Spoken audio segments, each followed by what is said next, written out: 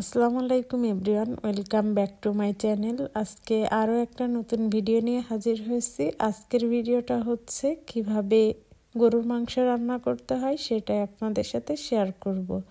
এই গরুর মাংসটা কিন্তু একদমই সহজ আর খুবই কম সময় লাগে রান্না করতে। আজকে আমি এই গরুর মাংসটা করব হাতে মেখে। তো কি লাগছে সেটাই আমি আপনাদেরকে বলবো, আর হাতে মেখে আপনারাও একবার ট্রাই করতে পারেন, আর অবশ্যই আমার কমেন্টে জানিয়ে যাবেন। ভিডিওটা ভালো লাগলে চ্যানেলটা সাবস্ক্রাইব করে আমার পাশেই থেকে যাবেন। চলুন আজকের ভিডিওটা শুরু করা যাক। এখানে আমি গরুর মাংস নিয়েছি।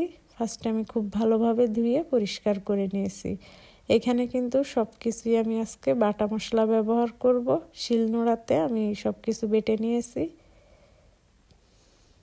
দেখুন গরুর মাংসটা খুব ভালোভাবে ধুয়ে পরিষ্কার করে নিয়েছি, পানি ছাড়াতে দিয়েছি।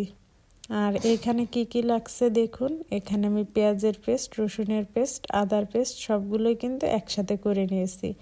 আর এখানে গরম মশলার পেস্ট নিয়েছি। গরম মশলা পেস্টের জন্য লং, এলাচ, দারচিনি নিয়েছি। আমি এখানে এক্সট্রা কোনো মশলা ব্যবহার করি নাই, আপনাদেরকে বলেই দিচ্ছি যা ব্যবহার করছি। দেখুন এইখানে আমি লবণ স্বাদ মতো নিয়েছি। লাল মরিচের গুঁড়া নিব 1 চা চামচ। গরুর মাংসে মরিচের পরিমাণটা একটু বেশি দিলে আমার কাছে ভালো মনে হয়, আপনারা আপনাদের মতো করেই দিবেন। আর এইখানে ধনিয়া গুঁড়া নিয়েছি 1/2 চা চামচ, আর হলুদের গুঁড়া নিয়েছি 1/2 চা চামচ। আর এইখানে আমি সরিষার তেল নিব সামান্য পরিমাণে। আপনারা সরিষার তেলটা স্কিপ করতে পারেন, তবে সরিষার তেলটা দিলে ফ্লেভারটা অনেক ভালো আসে। আর এইখানে আমি রেগুলার রান্নার তেল নিয়েছি পরিমাণ মতো। এইবার সবগুলো উপকরণ আমি হাত দিয়ে মিক্সড করব। আজকে যেহেতু হাতে মাখা মাংস করব, সেজন্য আমি এভাবেই করব আজকে।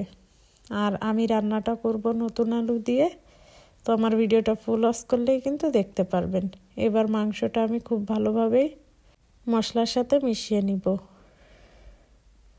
সব কিছু মিশিয়ে নেওয়ার পর আমি গ্যাসটা অন করে দিব। আর কোনো কাজ নাই এখানে, আমি আজকে রান্নাটা এভাবেই করে নিব।